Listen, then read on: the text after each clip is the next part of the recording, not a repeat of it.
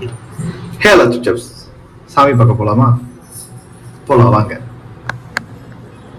இப்போ நம்ம சாமி பார்க்கறதுக்கு நடந்து போயிட்டு இருக்கோம். நாங்கள் ரூமை வந்து பக்கத்துலேயே போட்டோம், ஐ மீன் கோயில் பக்கத்துலேயே போட்டோம். ஆனால் சரியான டிராஃபிக்கு.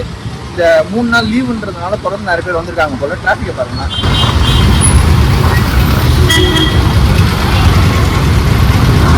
3 நாள் லீவுன்றதுனால அப்படியே தொடர்ந்து வந்திருக்காங்க போல. வாங்க போய் சாமி பார்த்துட்டு வெளியே வரும். உள்ள ஃபோன் அளவு கிடையாது, போயிட்டு வந்துடுவோம் வாங்க.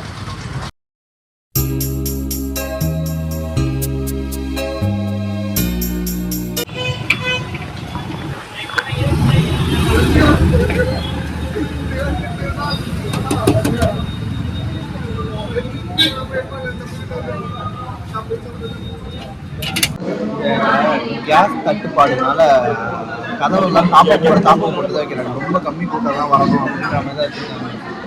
இந்த ஹோட்டல் தான் முடிஞ்ச வரை ஓரளவு கம்மி கூட்டமாக இருக்கும், ரெஸ்ட் அதிகம். அதான் கேட்டதுக்கு கேஸ் தட்டுப்பாடுனால தான் அந்த விஷயம் அப்படின்ற மாதிரி சொல்லியிருக்காங்க. சாப்பாட்டின் தேடலை நோக்கி ஒரு பயணம்.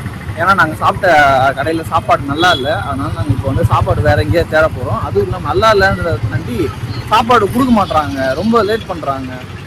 வர்றதும் நல்லா இருக்க மாட்டேங்குது. நல்லா வெள்ளைன்னு ஒரு தோசை எடுத்துன்னு வந்துருக்காங்க. எப்படின்னா தோசை வெள்ளையாக இருக்குது. சரி ரைட்டு, நம்ம அதை கேஸ் பற்றாக்குறதுனால அவங்களுக்கு தப்பு சொல்ல முடியாது. நம்ம வேறு ஏதாவது கடை தேட வேண்டியது இதுதான் இருக்குதா சாப்பிட்ற மாதிரி அப்படின்ற மாதிரி. சரி வாங்க பாலாம். எனக்கு நீங்கள் சொன்னால் நம்ப மாட்டீங்க, நைட்டில் பர்கரை சாப்பிட்டு படுத்து தூங்கிட்டோம். சரியான பசி. எல்லாம் எப்படி தான் தூங்குறாங்கன்னு தெரியல. நான் மட்டும் ஏன் வந்துட்டேன்.